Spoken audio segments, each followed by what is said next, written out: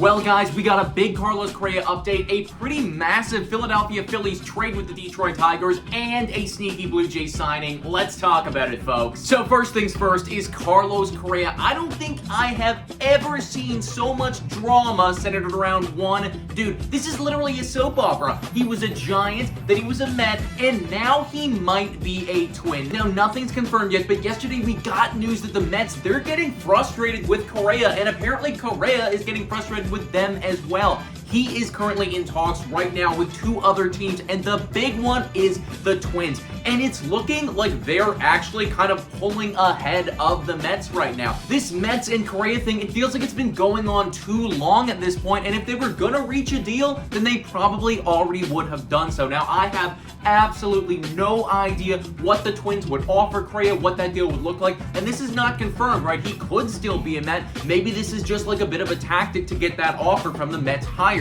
I'm not sure. But as of right now, it's starting to look like Carlos Correa and the New York Mets, that might not even happen, and it's possible that he could end up being a freaking Minnesota Twin at the end of all of this. Next, we gotta talk about this Phillies trade, guys. I did not see this one coming, everybody, and I'm a little disappointed about it from a Blue Jays fan standpoint. Gregory Soto, he was a dude that we've been talking about for a while for these Toronto Blue Jays. He was a guy that we were really interested in. Looks like he might be going over to the Philadelphia Phillies, guys. They are sending over a lot of prospects to Detroit to get him and to get Cody Clemens. Now, the Philadelphia Phillies, they're going to be sending over Nick Mattins, Matt Vierling, and Donnie Sands, and that is a pretty decent haul for like a reliever and a dude like Cody Clemens. Cody Clemens is a big question mark, right? The big piece here is Gregory Soto, and from a Philadelphia Phillies standpoint, it does make a lot of sense, right? Like, their whole thing for a while now, very similarly to the Toronto Blue Jays, is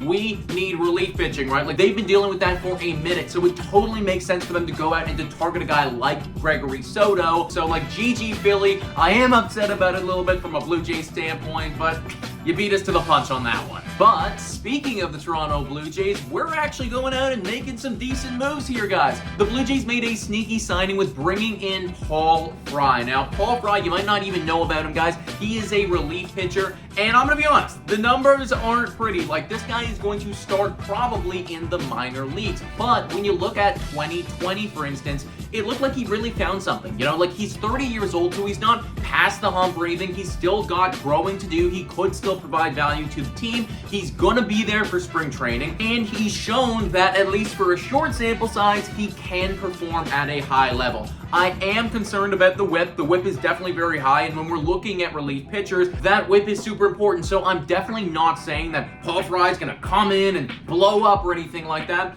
But I like what we're doing. I like that the Blue Jays are going out, they're targeting these guys that do have a bit of upside, but it's not going to break the bank, right? And when it's July, when it's August, and when there's injuries upon injuries and all of that stuff, maybe Paul Fry makes his debut, and maybe he's actually pretty good. So I like what the Jays are doing here, and I think this one could be a sneaky good signing later down the line. But there you have it, everybody. That is the latest MLB news and rumors. Let me know your thoughts in the comments down below. Thank you so much for watching, and I'll catch you next time.